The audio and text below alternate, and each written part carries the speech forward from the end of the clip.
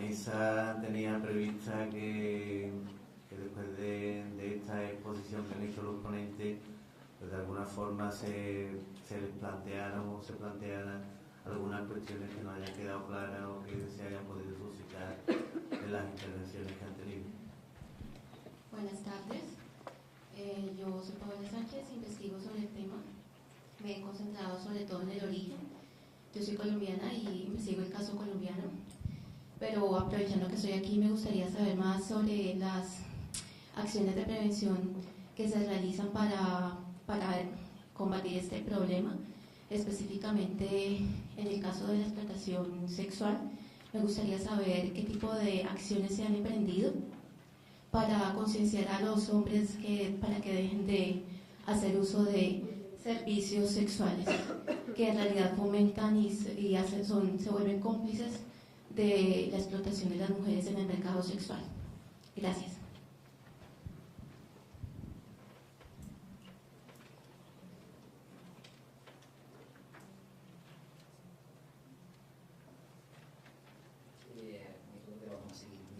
¿Van a hacerse varias preguntas? Yo creo que es mejor se pueden ir suscitando al hilo de las intervenciones, que se le vaya dando respuestas y vamos a hacerlo un poquito más participativo y no...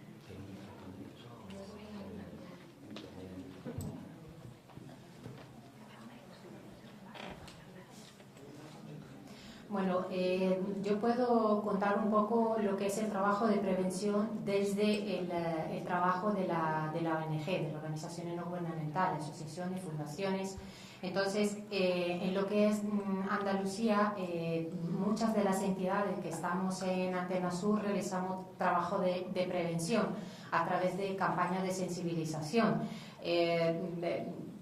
Ahora nombrar alguna, una sí y otra no me parece muy correcto, pero sí se realizan campañas de sensibilización en lo que es la Andalucía y en varias provincias, en varias ciudades, y se realizan tanto desde las entidades, digamos, de base, como en algunos casos también desde algunos municipios.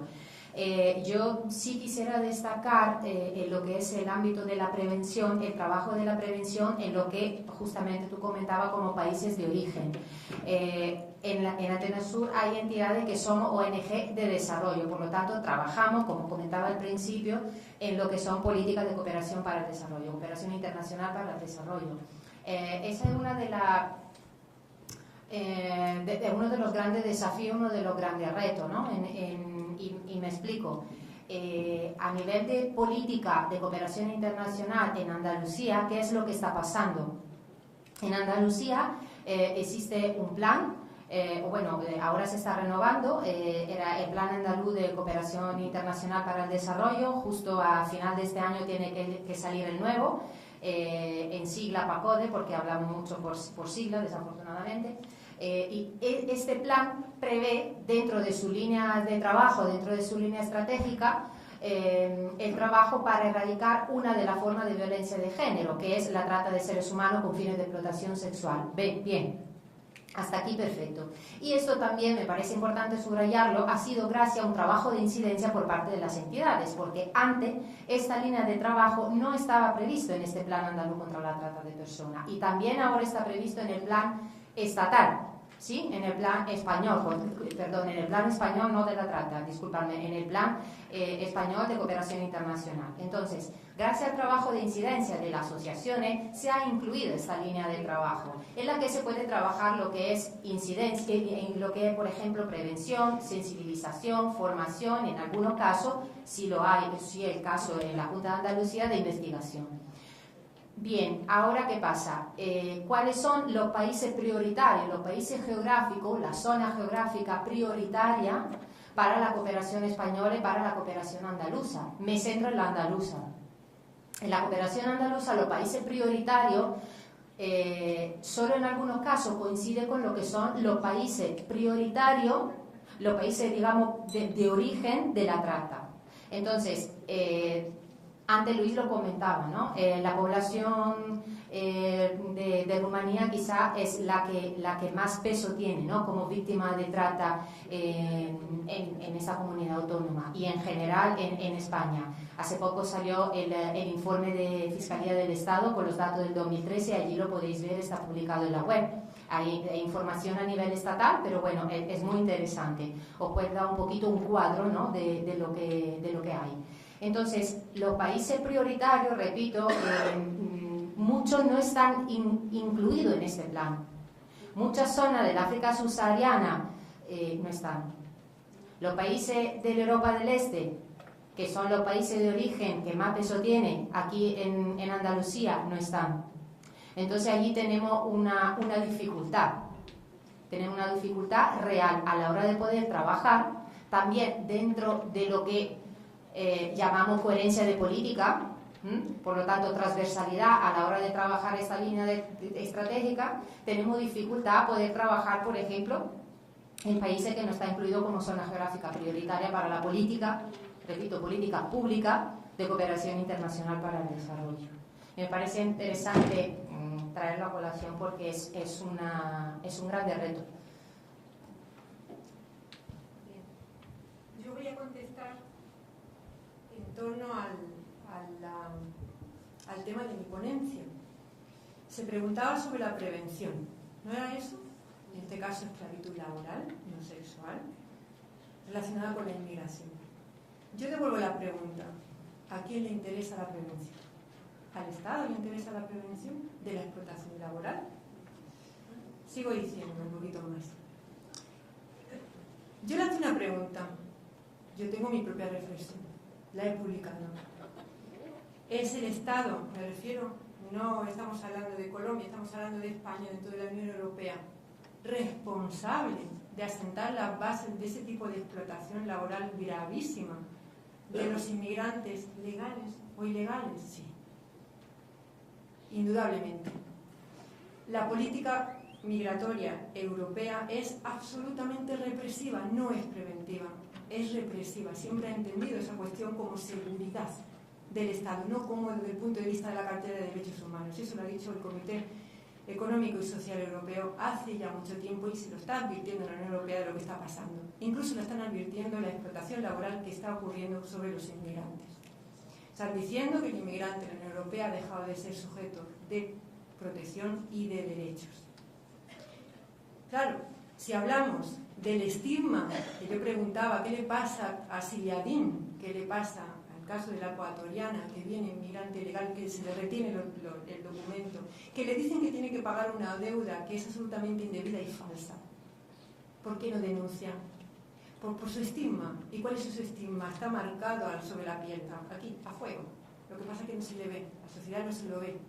Son las únicas personas que pueden ser, sin delito, detenidas, encerradas, esperando su expulsión.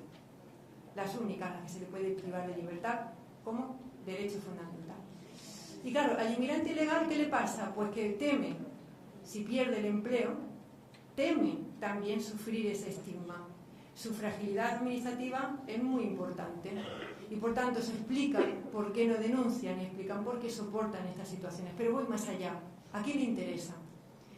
Hace unos cuantos meses fue un revuelo lo que pasó, se publicó en los medios de comunicación, que todas las ganancias económicas, no solo de la prostitución forzada, sino de aquella que no se denuncia, sino de la explotación laboral, esa que yo comento, eso al final va a ir a las arcas, es decir, va a incrementar el Producto Interior Bruto.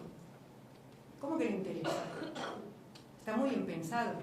Evidentemente yo hablaría de prevención, pero para la prevención hay que empezar de la base, cambiando esa política comunitaria europea que hace tanto tiempo estamos denunciando, intentando que efectivamente nos escuchen.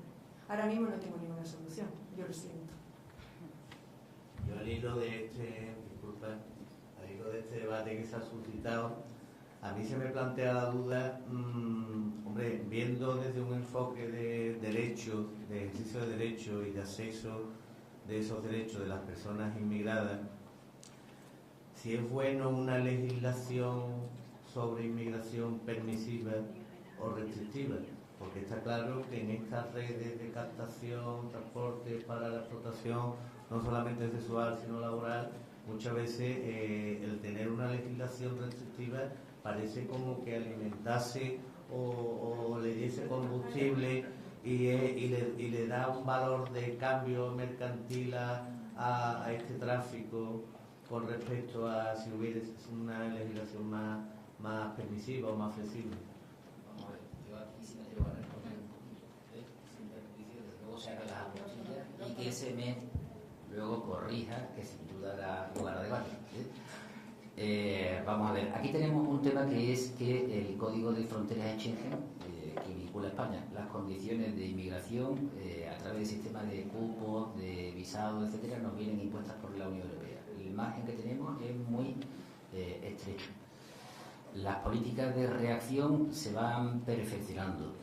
¿Quién tiene interés? Pues el Estado, por cada ciudadano extranjero que ve colocado en una situación de irregularidad, puede llegar a imponer al empleador multas mínimas de 10.000 euros de la ley de extranjería. Y tenemos además dos delitos en donde, y ahí yo no comparto el criterio que decía de que no existía la explotación laboral. Tenemos el 311 y el 312 del Código Penal. La trata, me refiero a la trata laboral, que es distinto de la explotación laboral, el 311, que es imposición de condiciones laborales, no imposición de la prestación. Voy a decir como el de Podemos. Esther, yo no te he interrumpido. No, Te he pero interrumpido. No. Entonces, vale, pero entonces luego lo aclaro. ¿Vale? Te entendí la explotación laboral. ¿Puedo terminar, Esther, querida? El 312 castiga el empleo de ciudadanos extranjeros que no tuvieran autorización de trabajo. No hace falta ni violencia, ni intimidación, ni engaño. Y es lo mismo que el delito de prostitución. El delito de trata se castiga con independencia de los delitos de explotación, sea laboral o sexual. El delito de explotación sexual, pena 2 a 4 años. Delito de explotación laboral, 2 a 5. Está más castigada la explotación laboral que la sexual. Aquí sí que podríamos plantearlo, ¿no? El tratamiento penal en la trata es idéntico, pero en la explotación, los actos concretos de explotación son diferentes. Y está también el artículo 311 que se refiere a colocación simultánea, ocupación de personas extranjeras sin autorización de trabajo y seguridad social. Reforma de la Ley Orgánica 5/2010.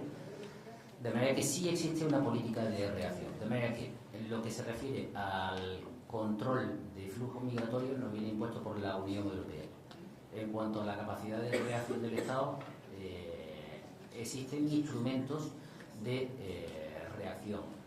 Las personas que se encuentran en una situación irregular, y esa situación de irregularidad laboral está vinculada generalmente muchas veces a la situación de inmigración irregular, en la medida que tú no tienes autorización de residencia, tú no tienes autorización de trabajo. Luego tienes que entrar a un mercado laboral en el que entras en una posición muy frágil. Pero la explotación laboral sí está perfectamente tipificada y la explotación laboral a nivel de inspección de trabajo está seriamente castigada con sanciones elevadas. Yo creo que muchas veces más duras incluso que la propia magnitud de la pena. De manera que, por ejemplo, en materia de prostitución, uno de los intentos que estamos permanentemente teniendo es que en la medida en que la persona que ejerce la prostitución en un club de alterne lo ejerce también la actividad de alterne, que está jurisprudencialmente considerada como actividad laboral por cuenta ajena, el archivo del control del club a nivel penal no debe impedir la sanción en vía administrativa por parte de la autoridad laboral de la ocupación o empleo de estas personas en los clubes. Y sí existe una reacción sancionadora. Aquí sí que creo que puede haber un problema de aplicación por parte de las instituciones, que deberían de clarificar exactamente el estatus de la situación de la mujer que está ejerciendo la prostitución y el alterne. Sí, no. Ante todo, disculpa, por supuesto. Pido disculpas por esa reacción impulsiva, por supuesto. Pero me gustaría matizar una cosa cuanto a lo que has comentado de explotación laboral. Con la explotación sexual coactiva, junto al delito que has comentado de 188, siempre se aplica el 312. Luego hay que sumarlo, para que al final sale más. Lo digo por eso. Eso es una doctrina del Tribunal Supremo absolutamente consolidada. Anterior a la reforma de la ley 5/2010, no comparto ese. Vale, pues de acuerdo, pero ahora mismo está consolidada. Lo único que yo decía, como denuncia, que frente al Código Penal italiano, el Código Penal alemán, el Código Penal español, ni define qué es la esclavitud laboral, ni define qué son los trabajos forzados, ni define qué es la servidumbre. Esto significa un obstáculo importante para su aplicación práctica, y eso ahora mismo se está demostrando con la falta de sentencias condenatorias. Pero que algo más. No hay un delito de sometimiento a esclavitud en la rama laboral. Lo único que hay es un delito basado en una infracción administrativa que por una serie de circunstancias es más grave porque se abusa de situación de necesidad, porque se impone el engaño, se hace la imposición de condiciones laborales por una violencia o intimidación, pero ahí estamos hablando del sometimiento a una prestación laboral que se desea, pero simplemente que la condición laboral no es legal. Lo que pasa que no es exactamente el reflejo de esa trata laboral, ni de la esclavitud, ni de la servidumbre del trabajo forzado. Es verdad que hay una laguna, que es conveniente que eso se subsane. Hay una cosa más, la directiva del año 2009 está imponiendo como compromiso el que se incluya como delito el utilizar, el empleador que utilice los servicios de una víctima de trata de seres humanos, y el 2011 habla además de servicios sexuales, de una trata de seres humanos, y eso no existe en el Código Penal, ni siquiera el proyecto de reforma de 2013 ha tenido la sana voluntad de incluirlo. Simplemente yo quería manifestar eso. De eso ya hay mucho que discutir, pero las personas que trabajan en la realidad de la trata, lo que se encuentra es que normalmente la persona que está ocupando a una persona víctima de trata, generalmente en ámbito sexual, está directamente coordinada con la persona, y entonces en la práctica está cometiendo el delito de trata y el delito de prostitución. De manera que en ese aspecto no sería tan... Yo quería, a raíz de la primera intervención que se ha planteado, donde se ha hecho referencia a qué se hace con aquellas personas o qué medidas se adoptan con aquellas personas que hacen uso de la prostitución. En primer lugar, yo creo que lo que nos puede llamar mucho la atención es que se esté abordando todos estos problemas de una forma tan reciente en la legislación, ¿no? Que son normas muy, muy recientes. Y también nos puede sorprender conocer cómo en esa reforma del 2010 por primera vez se hace referencia expresa en el artículo 187 de la punición del cliente de la prostitución. En España ya se está castigando al cliente de la prostitución de menores. Otra cosa distinta es verla ya en la sentencia, ¿no? Yo he hecho un barrido de sentencias porque he trabajado ese tema, y si hay sentencias así locas, ¿no? Que previamente a esta reforma, pues algún juez, pues sí intentaba castigar al cliente en concurso, ¿no? Con un delito de prostitución en concurso, con abuso, pero ahora que lo tenemos expresamente tipificado, yo no sé si existe alguna circular, alguna instrucción, y se lo planteo al fiscal. No comparto tampoco lo que acabas de decir. Os voy a recordar un asunto de Sevilla, que creo que a muchos nos va a sonar, el famoso Arni. Sí, por eso se creó el delito de corrupción de menores. En el asunto Arni, la prostitución de menores fue castigada a aquellos en quien se probó que lo habían cometido. Otra cosa es que luego la fama es que tal y tal no quedó probado. Pero la valentía que tuvo la Fiscalía de Sevilla en el asunto aquel es que muchos consideraban que no estaba incluido, y la Fiscalía de Sevilla dijo que sí estaba incluido dentro del delito correspondiente. Y se fue para adelante y hubo... si eran 30 y tantos, más de una docena que fueron sancionados penalmente por el tema, por este asunto. Efectivamente, sí. Por eso, Estamos además... hablando del año 98. Sí, 97, efectivamente. Pero lo acaba de demostrar la valentía, ¿no?, que tuvo la Fiscalía de castigar, como un caso de los pocos que podemos poner de ejemplo, donde se castiga a los clientes. Que es muy importante también intervenir, o por lo menos una punición del cliente, que ya la tenemos, pero no se está aplicando, ¿no? Medidas, desde luego la hay. Lo que ocurre es que en este tipo de casos, la última defensa que tiene el cliente es, bueno, pero yo no sabía que era menor. Entonces eso, el tema es la complicación. Al final el derecho penal es prueba. Y claro, en el tema de Barnic, lo está comentando Luis, en algunas escuchas telefónicas, el cliente decía, mándame un morito. Yo no sé qué querrá decir un morito. Si yo fuera homosexual, yo pediría un morazo. Pero si pido un morito, lo que estoy pidiendo es una cosa muy determinada.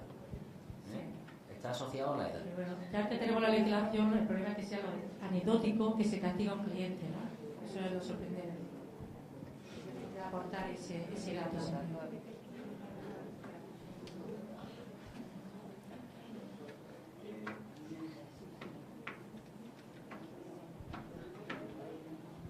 Bueno, en primer lugar, yo no estoy de acuerdo con que se utilice la palabra cliente. Es el señor que consume prostitución. Yo creo que es mucho más lógico esa palabra, y ella es la prostituida. Digamos las cosas con su terminología, que creo que es importante. Y quisiera preguntarle al señorito, no sé. Señor Jorge García. Quisiera preguntarle cuál es su opinión, su valoración acerca de la actual normativa del Ayuntamiento de Sevilla que penaliza al señor consumidor. ¿Cómo lo valora? Pues yo lo valoro muy positivamente, porque lo que se castiga, si no recuerdo mal, es el consumo público, en lugares públicos. Y una de las cosas que hace la Fiscalía de Sevilla cuando pedimos el archivo de cualquier expediente penal, en materia de controles de clubs, es sistemáticamente pedir el castigo del club. No me refiero al cliente. Ahora mismo no me estoy refiriendo al cliente, me estoy refiriendo a una conducta que queda impune en el campo del derecho penal, pero que no debe quedar impune en el campo del derecho administrativo, porque ese club generalmente funciona con unas licencias de actividades, y la actividad que se prueba que se está desarrollando no es penalmente castigable, pero lo que está claro es que esa actividad no tiene nada que ver con aquella para la que se concedió la licencia de actividad. Lo otro que estamos comentando, entraríamos en un debate sobre abolicionismo en el cual yo tengo muchísimas dudas, creo que como mucha gente, pero lo que sí está claro es que en España tenemos firmado un convenio que es el relativo a la trata de personas, relativo a la Constitución de 1950, y penalmente no están cubiertas todas las conductas que se contemplan en el convenio, pero eso no quita la sanción en otros ámbitos, y esos ámbitos tienen que ser los administrativos. Eso es lo que perseguimos. Con relación a lo del tema del cliente, lo que un cliente haga con una persona que ejerza la prostitución, sea varón o hembra, entre ellos la prostitución encima, lo he insistido antes, no es delictiva, ni es una conducta alegal, pero no punible. No sé si he respondido. Pero como acto, me parece que es un acto muy importante, y además con nombre y apellido, por independencia del ayuntamiento, pues es la coordinadora del Colegio de Abogados ahora precisamente de trata de seres humanos, la que en su momento impulsó la ordenanza. De manera que, bueno, pues otra nueva buena práctica de Sevilla. La verdad, en mis tiempos del Ayuntamiento de Sevilla, el amago inicial, que además se proponía por una parte de las fuerzas políticas que hoy gobiernan y entonces no, era castigar no solamente al cliente, sino a la persona que se veía abocada al ejercicio en la calle de la prostitución. Entonces no entendíamos que se castigara a la víctima y no se castigara al que se aprovecha de la víctima.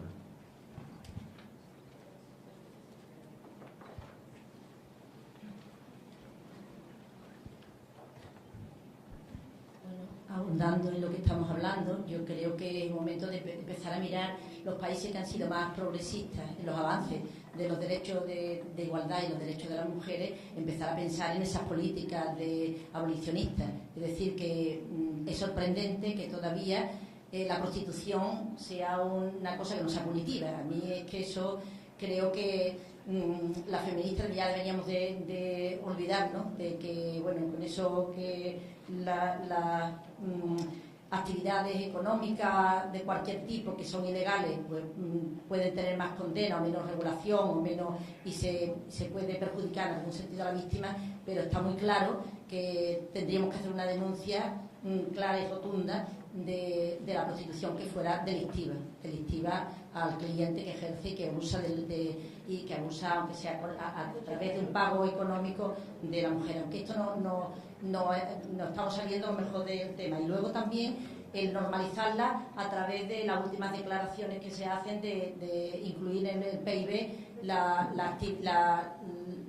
de alguna manera parece que no, pero todavía damos más carta de legalidad el decir que nuestro presupuesto general o nuestras arcas nacionales mejoran si afloramos todo el dinero de esta actividad. Yo creo que estamos aquí en este foro, en alguna medida a mí me gustaría que saliera algún manifiesto o algo diciendo que las mujeres estamos en contra de que la prostitución no sea una actividad totalmente delictiva hacia los hombres que ejercen, que compran el cuerpo y el abuso del cuerpo de la mujer, que muchas veces, como bien sabemos, se ven obligadas a esta actividad que, según las conciencias, ha existido toda la vida, pero de alguna manera, en algún momento tenemos que poner frenos. Si queremos estar en este debate, tendremos que hacer denuncias de por qué se produce y en un momento determinado se puede paralizar, es decir, con la denuncia pública, la denuncia de las mujeres que no estamos de acuerdo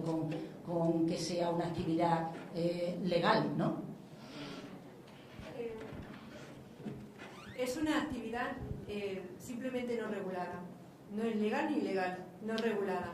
Otra cosa que sí, evidentemente, es decir, cuando rayamos el delito, cuando estamos vulnerando derechos y derechos fundamentales, el derecho a elegir.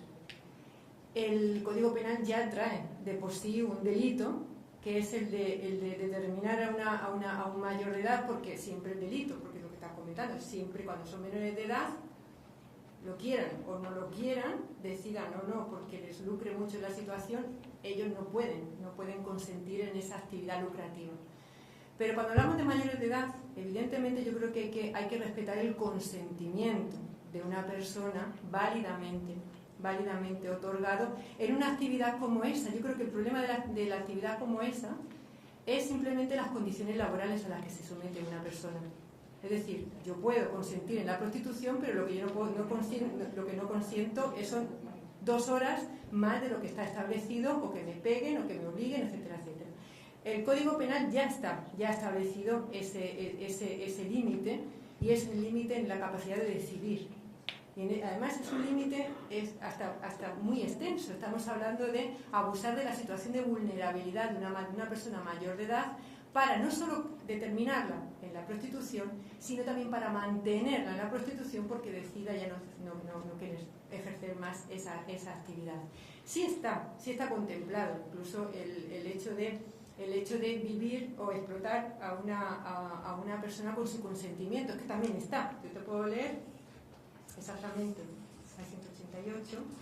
Estamos hablando en la misma pena que determinar a una persona con violencia, con abuso, situación de necesidad, con engaño a ejercer la prostitución, tiene la misma pena el que se lucre explotando la prostitución de otra persona aun contando con el consentimiento de la misma. Luego, eso ya está, lo que estabas comentando ya está previsto y con creces en el Código Penal. Y bueno, un apunte. Tenéis en el punto segundo, es el artículo que menciona. Y bueno, un matiz más, ¿no? Es decir, yo creo que no es tanto entrar, porque quizá no sea este el foro de debate, ¿no? No es tanto entrar en prostitución sí, prostitución no, debate abolicionismo, no abolicionismo, reglamentar, porque yo creo que además, permitirme decir, el movimiento feminista ha perdido mucha fuerza, ¿no? en este debate. Lo que sí... las organizaciones que estamos a pie de calle en eso, decimos siempre en el ámbito de la trata con fines de explotación sexual, repito, que es el argumento que nos atañe hoy. No todas las mujeres que están en prostitución o prostituidas son víctimas de trata, pero sí es cierto que todas las víctimas de trata con fines de explotación sexual está manchando el mercado de la prostitución. Esa conexión sí existe, no al revés. Y repito, no vamos a entrar en el otro debate porque creo que allí perdemos mucho, ¿no? Lo que sí está claro es que la trata es una violación de derechos humanos y como tal va abordada.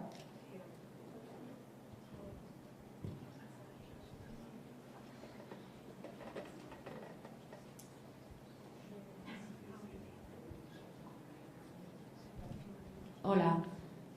Bueno, yo quería retomar un poco la cuestión que habéis lanzado tanto Clara como Esther, que me parecía que podía dar lugar a una reflexión muy interesante sobre si existe una violencia institucional cuando existen estos delitos de trata. Y bueno, me imagino que la reflexión debe ser mucho más extensa, pero sí quería lanzar una pregunta.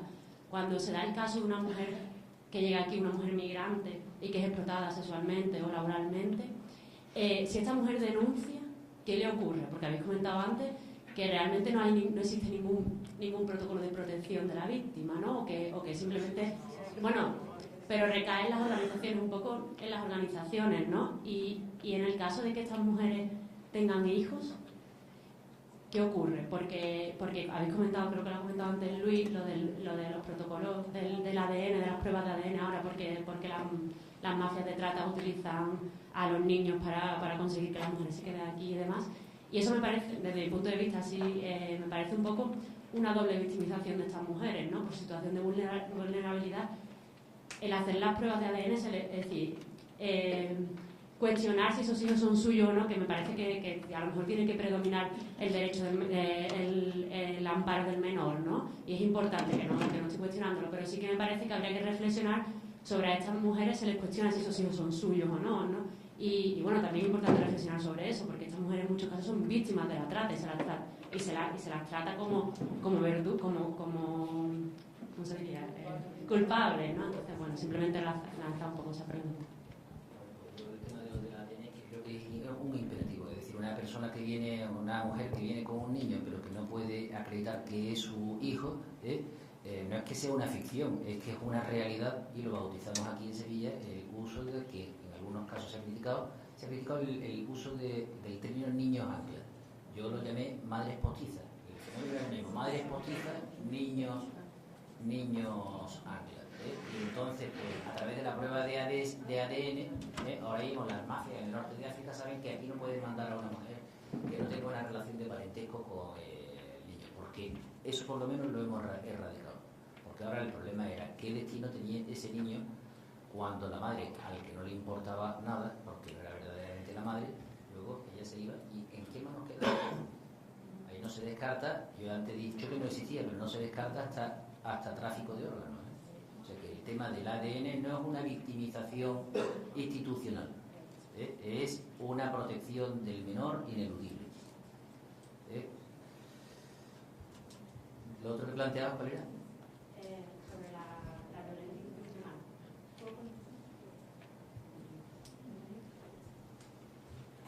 Mira, te voy a contestar a través de la propia sentencia que valoró el caso de la niña Siriadín del Tribunal Europeo de Derechos Humanos, y lo voy a vincular con una pregunta que le hice a la entonces, el año pasado, relatora de Naciones Unidas sobre formas contemporáneas de esclavitud.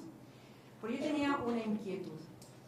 Es cierto, como he comentado, nuestro Código Penal no refleja ninguna definición actual ni de esclavitud, ni de servidumbre, ni de trabajos forzados, y mi inquietud era esa, preguntarle que si, dado que los convenios sobre abolición de esclavitud, sobre abolición de formas similares a la esclavitud como la servidumbre, los trabajos forzados, datan, pues casi como la ley de enjuiciamiento criminal, en este caso incluso son posteriores, de 1926, de 1930, de 1950, le pregunté que como ella era responsable, que por qué no presionaba, si tenía algún interés por perseguir esto, por qué no presionaba para que la ONU volviera a elaborar, reelaborara los nuevos conceptos contemporáneos de esclavitud que ya no tienen nada que ver con el ejercicio jurídico de un derecho de propiedad, porque ya no existe un derecho de propiedad sobre ninguna persona, afortunadamente, salvo en Arabia Saudí, pero aquí no. La cuestión se la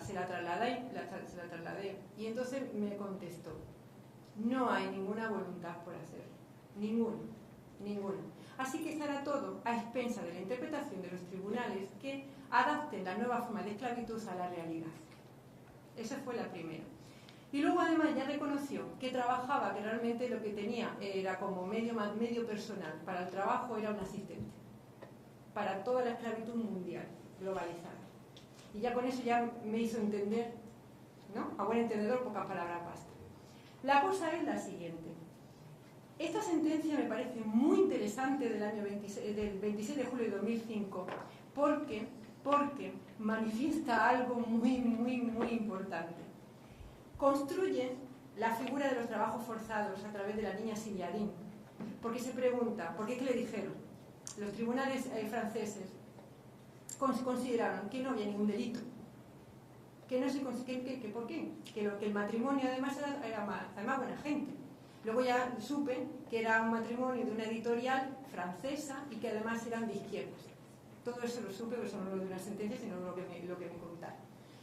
La cosa es que el tribunal fundamenta la existencia de los trabajos forzados a través del propio estigma de ilegal de la niña. Y dice lo siguiente: para que haya trabajos forzados hace falta que exista una amenaza de pena, eso según la tradición, concepto tradicional antiguo del trabajo forzado. Y dice, bueno, pues amenaza de pena, realmente el temor a ser detenido, encerrado y expulsado del territorio se puede entender como una amenaza de pena y por tanto se puede entender como fundamento de los trabajos forzados. ¿Qué significa esto? ¿Qué significa esto? Que la política migratoria esta de la Unión Europea está fundamentando la posibilidad de un trabajo forzado solo por eso. Por eso condenó a Francia. La propia sección de extranjería de la Fiscalía General del Estado dice que es un indicador de riesgo de sufrir este tipo de explotaciones asimiladas a la esclavitud y pone significadamente ser nacional de un Estado no perteneciente a la Unión Europea y encontrarse en situación de irregularidad administrativa. Lo estoy leyendo textualmente. El informe sobre la trata laboral, en el trata de personas con fines de explotación laboral en España, ha declarado que esta situación también alcanza al provisionalmente inmigrante legal en los mismos sectores productivos del inmigrante legal. Con eso, yo creo que prácticamente lo contesto todo. Falta de voluntad y esto es lo que está ocurriendo. No sé.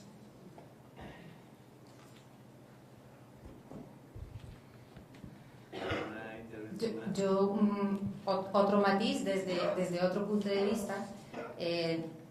Me he molestado en buscar qué era, bueno, me he molestado, no, me interesa en el tema, diciendo que cuando hablamos de violencia institucional, ¿de qué estamos hablando? Entonces, cuando se habla de violencia institucional, estamos hablando que las instituciones públicas pueden o bien obstaculizar o bien no actuar con la diligencia debida para proteger los derechos, en este caso de las mujeres, ¿vale? Entonces no solo obstaculizar, sino no hacer lo que deberían de hacer, ¿vale?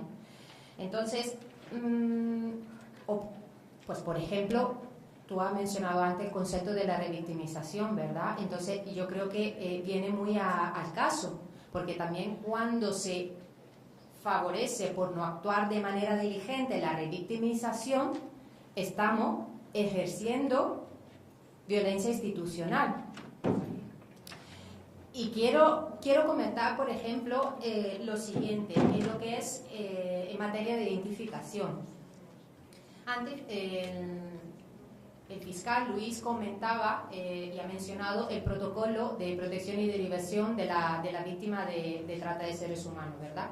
Entonces, ese protocolo prevé que quien se encargue de la identificación, que es bien distinto de la detección, sino la identificación y como tal formal, oficial, quien tiene esa responsabilidad son los cuerpos y fuerzas de seguridad, la autoridad policial. ¿Eso qué significa? Que no tenemos competencia las entidades que trabajamos con ella, que estamos a pie de calle con ella. La compañera psicóloga, trabajadora social, que tiene un proceso muy largo, porque no pensar que esto se realiza de un día para otro, a veces son procesos largos, 2 años. En el último espacio de formación que dio, por cierto, el Colegio de Abogados de Sevilla, otra compañera de Antena Sur, una compañera psicóloga de Adoratrice, comentaba el caso de una nigeriana, si no recuerdo mal, donde tardó 2 años y menos mal que salió bien. Me refiero que ella después de 2 años decidió dar el paso, después de haber trabajado con ella mucho tiempo, salió de la casa y volvió a la casa después de 2 años preparada para poder, en ese caso, denunciar. Entonces, ¿por qué digo esto? Porque nos parece también una violencia institucional lo siguiente, el no contar, por lo menos de manera formal, porque no está previsto de manera formal en el protocolo, la colaboración necesaria e indispensable con las entidades que trabajamos con las mujeres, que estamos en contacto con las mujeres.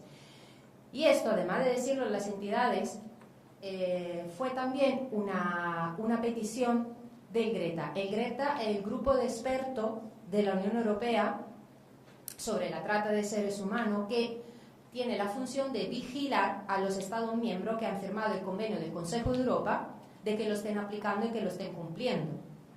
En el año 2012, el grupo de expertos GRETA vino a España. Antena Sur se vino con él, la red española también, y tuvimos la posibilidad de darle nuestra visión. El mismísimo grupo GRETA, en el informe oficial que está colgado en la web, lo podéis buscar, está en inglés, pero hay una pequeña parte relativa a España que está traducida por Proyecto Esperanza. El mismísimo GRETA recomienda la participación formal de los actores de primera línea, incluidas las ONG, en el proceso de identificación.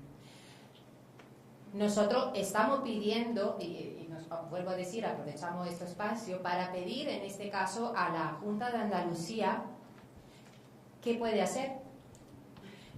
No queremos otro protocolo para la Junta de Andalucía, el protocolo lo tenemos. Lo que estamos pidiendo y lo que queremos es qué posibilidad tiene la Junta para poder modificar, ampliar. Aquí están los juristas que podrán apoyarnos en esto, para que se prevea la participación formal en la identificación. Porque para las víctimas de trata o la posible víctima de trata, no nos olvidemos que estamos hablando de indicio, nada más que haya indicio, si tiene que poner en marcha todos los sistemas de protección, o así debería de ser. El elemento fuerza y cuerpo de seguridad, el elemento uniforme, es un elemento de violencia para ellas.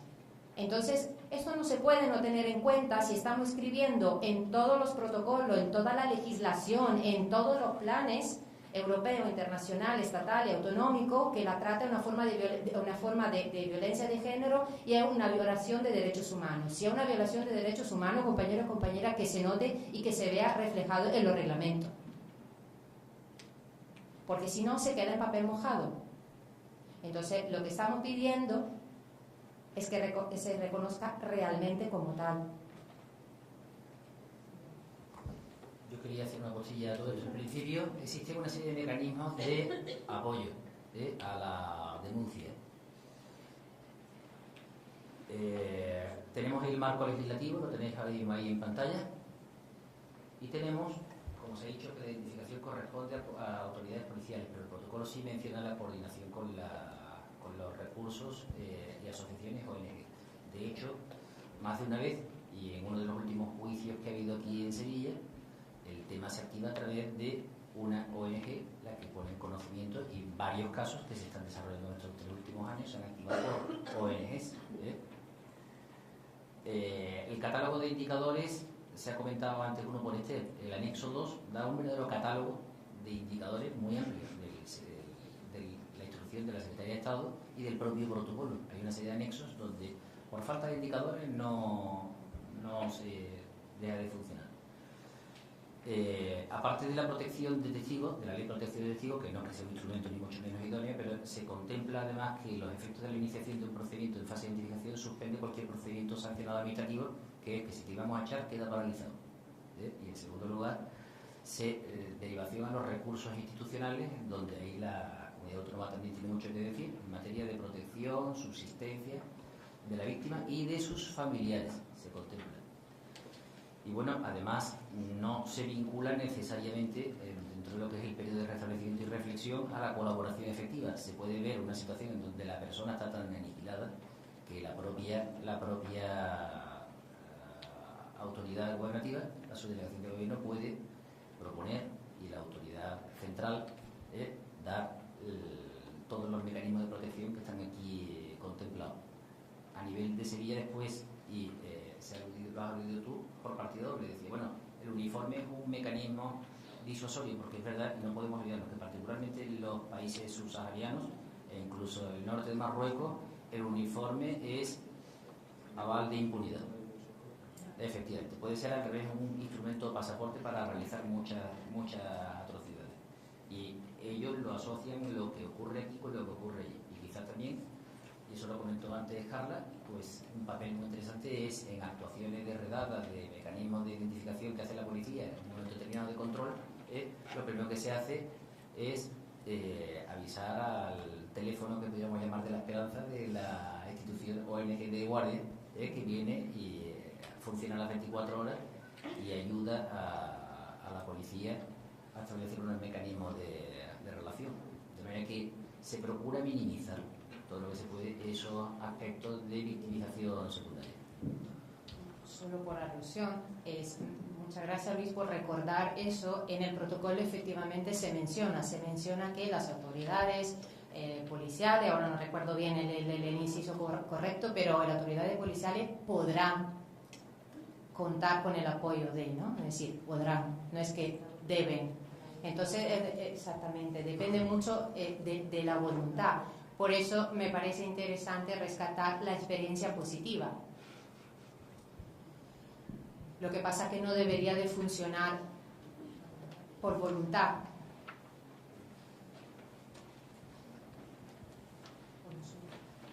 Bueno, parece que ahí hay otra palabra pedida.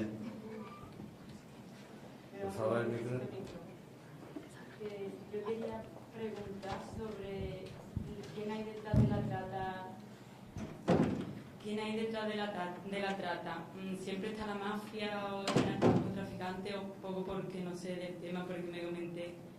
Porque, por ejemplo, yo ahora me voy a Brasil y voy a hacer el proyecto fin de grado de trabajo social sobre la trata de personas y me voy a meter en un equipo de investigación, pero como estoy súper nueva, me empezó a interesar mucho este año. Y no sé el tema eso, de quién hay detrás, ¿no? Contra qué se tiene que luchar. También preguntar si hay, como las personas que quieran contribuir, estudiantes o personas que no sepan cómo contribuir, que se pueda ir se podría hacer voluntariado, un tema muy acotado, o investigación, o también internacional, porque hace 2 años, por ejemplo, estuve en Italia y a mí me gustaría poder, que allí estudiando 1 año, poder coordinarme de Brasil también, ¿sabe? Con distintos sitios, pues estamos investigando por una que sea todo para que tenga mayor repercusión. Y también que lanza una idea que llevo también un par de días dándole vuelta, que el proyecto de educación social me gustaría como enfocarlo a la prevención, como antes estaban diciendo, pero prevención en adolescentes, a ver si, como había pensado, que podía ir a los institutos y concienciar sobre la trata de personas y sobre la violencia de género. Y a través del teatro había pensado. Entonces, no sé, darme alguna idea. Vale, bueno, te comento algunas cosas. Trabajo de prevención, aquí sí ya me he visto de mujeres en zona de conflicto porque puedo hablar por lo que conozco mejor. Entonces, trabajo en prevención en instituto, en cole, sí se está haciendo mucho en toda Andalucía. Me consta que lo hace nuestra entidad, pero lo hace también más entidades, no somos la única, ¿verdad? Entonces sí se hace, hay programa específico además de violencia de género y trata de personas. Te invito a buscar en internet, en nuestra web, pero también en otras, ¿vale? Con respecto a la investigación, justo a raíz de esos talleres que comentaba antes, estamos realizando una investigación en el ámbito de la trata en Andalucía y Ceuta, y una investigación que durará 3 años y porque a nivel autonómico sí es cierto que hubo un primer estudio del IAM que se basó sobre 150 entrevistas. Rocío, confírmame si me equivoco con los datos. Era un estudio, digamos, que daba, a nivel cuantitativo, daba información interesante, un estudio que, digamos, fue promovido y llevado a cabo por SEA, y digamos, da datos cuantitativos a nivel por lo menos autonómico, más o menos, ¿no? En este caso, este estudio, digamos, no aborda solo el aspecto cuantitativo, sino también el aspecto cualitativo, ¿no? Entonces, se está trabajando en este ámbito de la investigación. En el tema de coordinación con Italia, yo soy italiana, sí te podría facilitar, y aquí te invito si quieres escribirme, porque yo he estado en Italia también por trabajo, y justo ahora en un encuentro que va a haber 19-20 de noviembre va a haber una organización italiana que es On the Road Onlus, es una de las organizaciones más potente, podemos decir, y potente en el sentido que con más experiencia y más formación en el ámbito de la lucha contra la trata en Italia. Te invito a venir, o en todo caso a escribirme, y te puedo facilitar un listado de varias entidades que trabajan en la lucha contra la trata en Italia. Y en Brasil también tenemos una compañera que ha estado trabajando con una entidad, Asociación Amiga por los Derechos Humanos de las Mujeres, que está también en Antena Sur, en Meiri, que ahora mismo está en Brasil. Ah, pues ya está, pues ya tenés el contacto. Sí, ya está. Me alegro mucho de casi fructífera la pregunta. En mi universidad han presentado libros que se llaman Análisis, Reto y Propuestas en torno a la trata de personas. Respecto a la pregunta que hacía, ¿quién está detrás de la trata? Te puedo contar que ha habido una diferencia de enfoque. En el protocolo inicial el protocolo de Palermo, que ha hablado Luis, del año 2000, la trata de personas, tal y como se entiende esa captación para someter a una persona sin su consentimiento a una situación de esclavitud o análoga a la esclavitud, se vinculaba necesariamente a la delincuencia organizada. Eso fue el origen. En la Unión Europea ese origen se fumó. Seguramente por vincular la trata de seres humanos con la política migratoria. Se decidió abrir todas las posibilidades, no solo a la delincuencia organizada, que para nosotros es un tipo agravado, sino cualquiera. Porque puede ser un individuo, y evidentemente también puede ser un individuo que forme parte de una organización. El problema es cuando tú no puedes probar que se ha dado esa organización, pues siempre se puede aplicar el delito de trata, seguramente para eso. Aquí tengo un contrato de esclavo.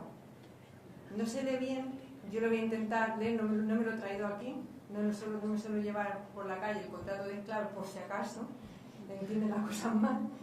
Pero esto es un caso de una trata interna por parte de un empresario. Es decir, la trata puede ser interna o externa. Puede ser con organización o sin organización. Esto dentro del panorama nacional. Esto fue anterior al delito de trata. Esto estamos hablando del año, era sentencia del Tribunal Supremo del año 2000. No era una organización, era un empresario ambicioso que le gustó exactamente sexualmente. Le gustó un trabajador que tenía previamente contratado, inmigrante ilegal, lo tenía trabajando como albañil.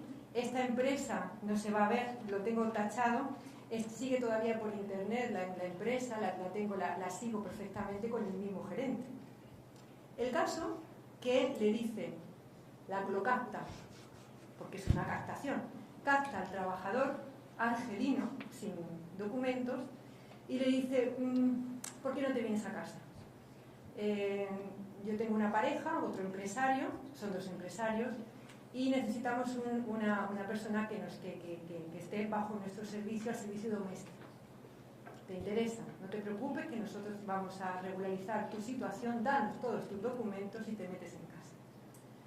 Pues el hombre tuvo primero que firmar lo que se llama un contrato de esclavo, pero con todo su sentido.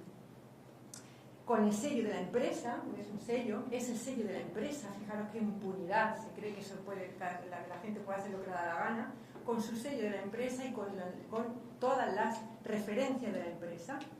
Y entonces ponen a muy noble ciudad de Sigüenza la fecha, reunido de una parte don José tal, que es el caso, que es el real, porque eso es una prueba pericial, en representación de la empresa Construcciones tal, y de otra parte, también conocido como Willy, que es un angelino que se llama Jalet, deciden y acuerdan llevar a cabo el contrato de aceptación como esclavo para la realización de servicio doméstico, para el estudio de trabajos forzados, la sodomía y para hacer la comida, teniendo bajo su jurisdicción la vida y la muerte del esclavo. Y así firmo, etcétera, etcétera, etcétera. Según la sentencia del Tribunal Supremo, al final, con el Código Penal anterior, le aplicaron 2 meses de prisión. En principio fue absuelto, porque decían que era relación de vecindad, de amistad. Esto se hace por relación de amistad. Pobrecito, encima lo tenía que agradecer. Este hombre tuvo que soportar yo no sé cuánto tiempo, yo no sé todo lo que tuvo que soportar, porque estaba obligado, aquí hablando de explotación sexual, obligado también a servir la comida desnudo. Pero lo soportó. Luego acudió a una asociación de derechos humanos pidiendo amparo. Y ese amparo se tradujo directamente en su expulsión. Él testificó, simplemente testificó, y luego ya se le expulsó. Él no supo nunca si se le habían condenado o no a estas personas. Lo puede ver por internet, que todavía existen. El caso que lo condenaron al final a este empresario a una pena, entonces, con el Código Penal anterior, de 2 meses de prisión. Que no cumplió, claro, que no cumplió. Con eso te explico que puede ser trata interna, trata externa, individualmente o formando parte de una organización. No sé, pero no sé ya si explica. Sí. Una postilla y nos vamos a ir despidiendo. Muy breve, pues, ¿quién está detrás? Yo creo que se funciona muchas veces en estructuras celulares, en donde son personas concretas, muchas veces que han sido víctimas en origen. El sistema se retroalimenta. Quien hoy es víctima, mañana puede ser verdugo. Establece el contacto y es un ciclo que se retroalimenta y se ve constantemente en todos los asuntos que se ven. Eso particularmente sucede con las redes subsaharianas, pero en la rumana eso no es así, pero en el tema de los subsaharianos es evidente. Perdón, yo sí. Y las rumanas, soy rumana y quiero entender el fenómeno, porque yo he dejado, no hace mucho tiempo atrás, perdonar por intervenir así, pero he vuelto desde el principio. Quiero entender el fenómeno que está detrás de ese número grande de prostitutas rumanas. Quiero entender esto. Pues mira, si quieren brevemente, yo te puedo decir que está muy asociado a las situaciones de explotación, de nivel económico, de situación rural, pero aquí hay personas que están muy en contacto directo y te pueden dar mucho más detalle, pero fundamentalmente es eso. El último caso que hemos tenido es una señora que está trabajando como en un empleo que se ve en el año 2011 y aquí está la representante de la entidad que lo llevó, que llevó el asunto, pues que se ve en una situación desesperada económica porque va a perder su trabajo. Y entonces tiene 30 y tantos años y se entera que puede tener un contrato, la pueden colocar en temas de limpieza en Italia y en España, y acepta venirse. La situación matrimonial está al borde de la destrucción, pues porque resulta que tenía se había metido en una hipoteca y el marido le afeaba que se hubiera metido porque ahora iban a ir a la ruina, y entonces es captada con engaño. Eso es una constante dentro de lo que se ve en el caso de los rumanos. Muchas veces la situación, ámbito rural, ámbito de... Entonces, una mezcla de falta de información de las víctimas, sin acceso a la información prostitución a darse cuenta realmente de lo que va la historia y que la vida en extranjero no es tal cual se le pinta, también lagunas legales, ¿no? Y un desarrollo de la delincuencia, una mezcla de todo eso. Podría entender porque evidentemente que sí, a mí también la mirada estereotipada me afecta y también como trabajadora con mujeres y pro mujeres me importa el tema de la prostitución y como viene de mi país de origen, porque soy andaluza por adopción, pues me importa saberlo. Y a lo mejor al final de todo Carla me puede dedicar un poquito, 3 minutillos que me explique más. Y si puedo colaborar, también. Gracias. A eso añadir quizá el engaño posterior, ¿no? Sí, que Normalmente por engaño. Por engaño, soy Rocío, soy también trabajadora social, compañera también de Carla. Y bueno, primero con el tema de la prevención, que si no me quería quedar con esto aquí, es que sí que hacen muchas campañas de sensibilización en institutos, en universidades, pero es cierto que no solo es en el ámbito educativo, sino que cuando tú trabajas con un menor, con un adolescente, también está el ámbito familiar. Si se queda cojo, ¿no? Tú puedes trabajar mucho desde la adolescencia, los institutos, concienciar, ¿no? Porque es cierto y es así, quien consume, quien mantiene y quien gana dinero a costa de la explotación, de la trata, es el hombre, ¿no? Y en este caso, como tú bien decías, había que trabajar con ellos. Se trabaja, pero luego está el ámbito familiar, que ese es otro nivel, que claro, obviamente si desde la familia no se potencian pues toda esa concienciación, poco podemos hacer, se llega, ¿no? Pero poco podemos hacer. Nosotros cuando hacemos debates, foros, congresos, realmente es un poco desolador cuando la mayoría de la gente, de los participantes, son mujeres, ¿no? Pocas veces nos encontramos con foros de hombres. Hemos intentado a veces ideamos de cómo llegar, de cómo ir, incluso una vez hablando con Valentín, con un compañero, de irnos a las fábricas, ¿no? Y intentar allí trabajar, hacer algo, ¿no? Pero es complicado, ¿no?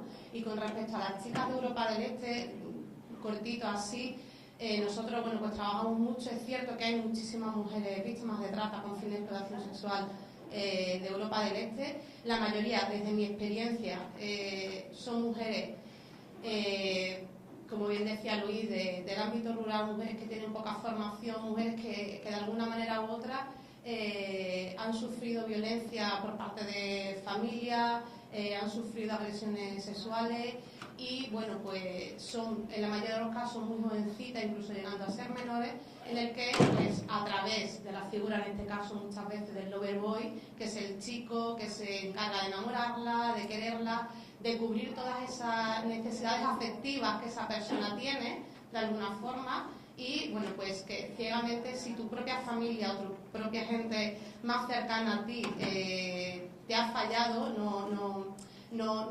te ha sabido dar seguridad, pues a la primera persona, en este caso, que a través de, bueno, pues te engatusa, tú te aferras a ella, ¿no? Detrás de las personas, como decía también, una historia muy cortita hace poco de otra chica. Ella decía, esta chica tenía 19 años, fue abandonada por sus padres, vivió con sus abuelos, su abuela era alcohólica, su abuelo la maltrataba, ella se quedó embarazada con 16 años y su abuela la obligó a dejarla en un centro de menores a su hija porque no podía mantenerla. Ella a la semana se sintió muy mal y entonces fue en busca de la niña. Al ser menor de edad no tenía trabajo, no tenía nada y los centros de menores allí, bueno, pues funcionan de manera diferente a lo mejor también.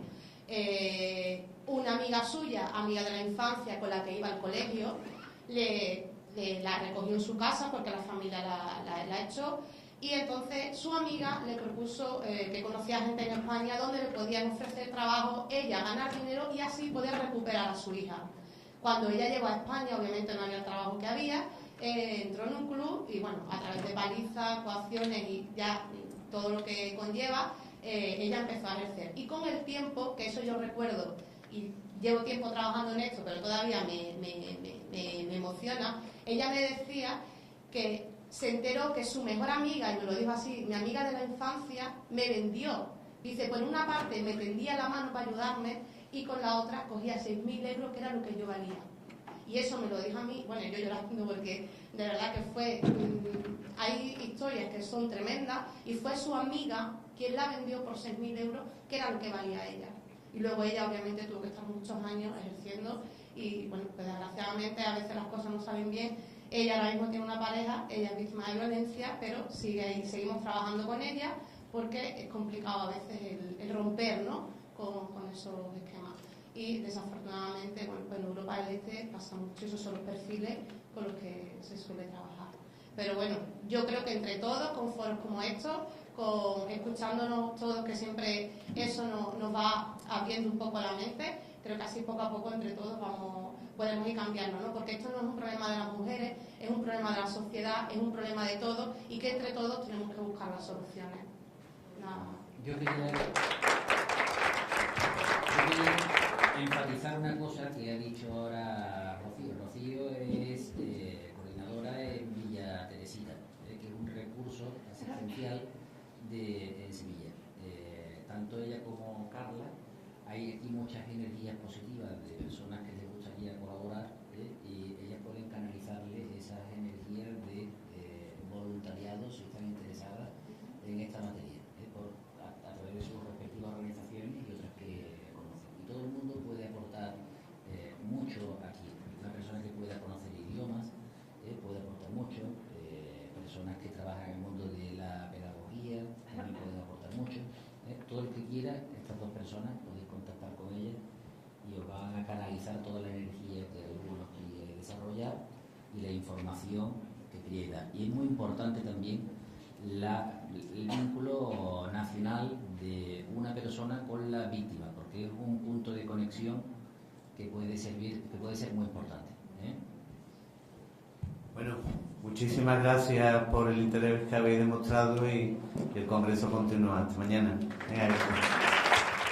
Internacional. Entonces, gracias al trabajo de incidencia de las asociaciones, se ha incluido esta línea de trabajo, en la que se puede trabajar lo que es incidencia, en lo que es, por ejemplo, prevención, sensibilización, formación, en algunos casos, si el caso en la Junta de Andalucía, de investigación.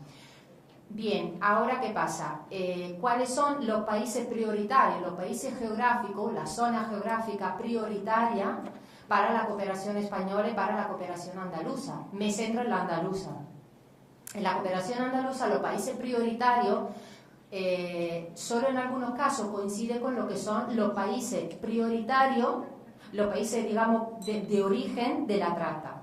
Entonces, antes Luis lo comentaba, ¿no? La población de Rumanía quizá es la que más peso tiene, ¿no?, como víctima de trata en esa comunidad autónoma y en general en España. Hace poco salió el informe de Fiscalía del Estado con los datos del 2013, allí lo podéis ver, está publicado en la web. Hay información a nivel estatal, pero bueno, es muy interesante. Os puede dar un poquito un cuadro, ¿no?, de lo que hay. Entonces, los países prioritarios, repito, muchos no están incluidos en este plan. Muchas zonas del África subsahariana no están. Los países de la Europa del Este, que son los países de origen que más peso tienen, aquí en Andalucía no están. Entonces allí tenemos una dificultad. Tenemos una dificultad real a la hora de poder trabajar, también dentro de lo que llamamos coherencia de política, por lo tanto transversalidad a la hora de trabajar esta línea estratégica. Tenemos dificultad a poder trabajar, por ejemplo, en países que no está incluido como zona geográfica prioritaria para la política, repito, política pública. A fuego. Lo que pasa es que no se le ve, la sociedad no se lo ve. Son las únicas personas que pueden ser sin delito, detenidas, encerradas, esperando su expulsión. Las únicas a las que se le puede privar de libertad como derecho fundamental. Y claro, al inmigrante ilegal, ¿qué le pasa? Pues que teme, si pierde el empleo, teme también sufrir ese estigma. Su fragilidad administrativa es muy importante y por tanto se explican por qué no denuncian y explican por qué soportan estas situaciones. Pero voy más allá. ¿A quién le interesa? Hace unos cuantos meses fue un revuelo lo que pasó, se publicó en los medios de comunicación, que todas las ganancias económicas, no solo de la prostitución, forzada, sino de aquella que no se denuncia, sino de la explotación laboral, esa que yo comento, eso al final va a ir a las arcas, es decir, va a incrementar el Producto Interior Bruto. ¿Cómo que le interesa? Está muy bien pensado. Evidentemente yo hablaría de prevención, pero para la prevención hay que empezar de la base, cambiando esa política comunitaria europea que hace tanto tiempo estamos denunciando e intentando que efectivamente nos escuchen. Ahora mismo no tengo ninguna solución, yo lo siento.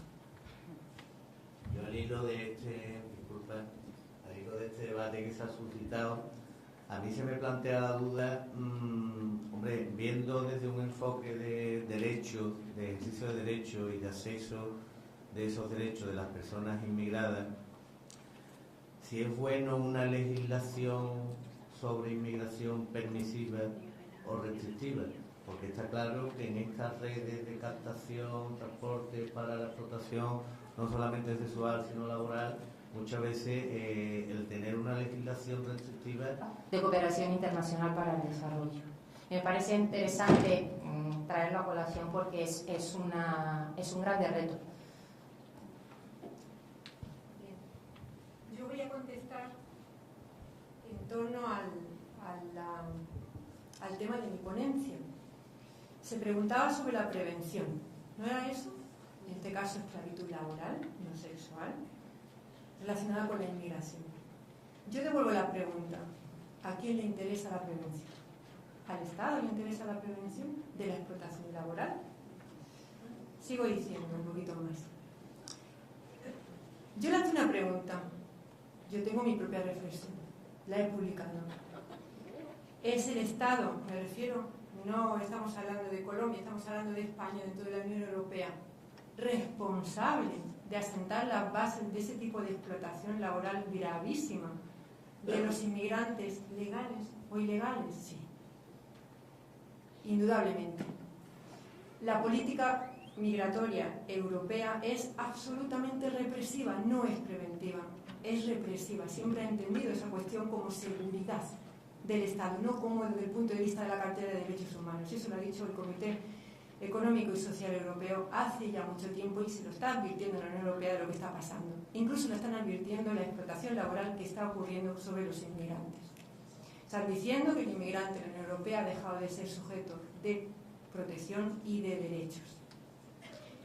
Claro, si hablamos del estigma, que yo preguntaba, ¿qué le pasa a Siliadín? ¿Qué le pasa al caso de la ecuatoriana que viene inmigrante ilegal, que se le retiene el documento, que le dicen que tiene que pagar una deuda que es absolutamente indebida y falsa? ¿Por qué no denuncia? Por su estigma. ¿Y cuál es su estigma? Está marcado sobre la piel. Aquí. La mesa tenía prevista que después de esta exposición que han hecho los ponentes, pues de alguna forma se les plantearan algunas cuestiones que no hayan quedado claras o que se hayan podido suscitar en las intervenciones que han tenido. Buenas tardes. Yo soy Paola Sánchez, investigo sobre el tema. Me he concentrado sobre todo en el origen. Yo soy colombiana y investigo el caso colombiano. Pero aprovechando que estoy aquí, me gustaría saber más sobre las acciones de prevención que se realizan para combatir este problema, específicamente en el caso de la explotación sexual. Me gustaría saber qué tipo de acciones se han emprendido para concienciar a los hombres para que dejen de hacer uso de servicios sexuales que en realidad fomentan y se vuelven cómplices de la explotación de las mujeres en el mercado sexual. Gracias.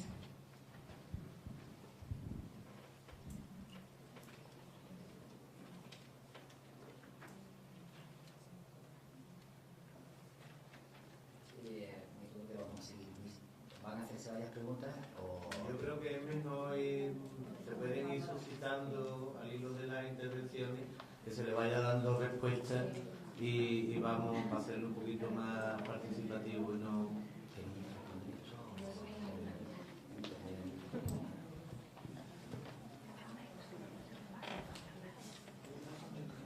Bueno, yo puedo contar un poco lo que es el trabajo de prevención desde el trabajo de la ONG, de las organizaciones no gubernamentales, asociaciones, fundaciones, Entonces, en lo que es Andalucía, muchas de las entidades que estamos en Antena Sur realizamos trabajo de prevención a través de campañas de sensibilización.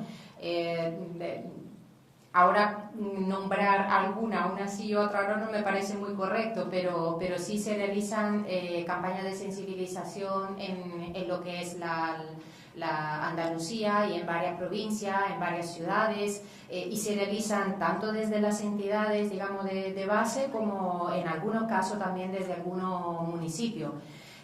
Yo sí quisiera destacar en lo que es el ámbito de la prevención, el trabajo de la prevención en lo que justamente tú comentabas como países de origen. En Antena Sur hay entidades que somos ONG de desarrollo, por lo tanto trabajamos, como comentaba al principio, en lo que son políticas de cooperación para el desarrollo, cooperación internacional para el desarrollo. Esa es una de uno de los grandes desafíos, uno de los grandes retos, ¿no? Y me explico. A nivel de política de cooperación internacional en Andalucía, ¿qué es lo que está pasando? En Andalucía existe un plan, ahora se está renovando, era el Plan Andaluz de Cooperación Internacional para el Desarrollo, justo a final de este año tiene que salir el nuevo, en sigla PACODE, porque hablamos mucho por sigla, desafortunadamente. Y este plan prevé, dentro de su línea de trabajo, dentro de su línea estratégica, el trabajo para erradicar una de las formas de violencia de género, que es la trata de seres humanos con fines de explotación sexual. Bien, hasta aquí perfecto. Y esto también me parece importante subrayarlo, ha sido gracias a un trabajo de incidencia por parte de las entidades, porque antes esta línea de trabajo no estaba previsto en este Plan Andaluz contra la Trata de Personas, y también ahora está previsto en el plan estatal, ¿sí? En el plan español, perdón, en el plan español no de la trata, discúlpame, en el plan español de cooperación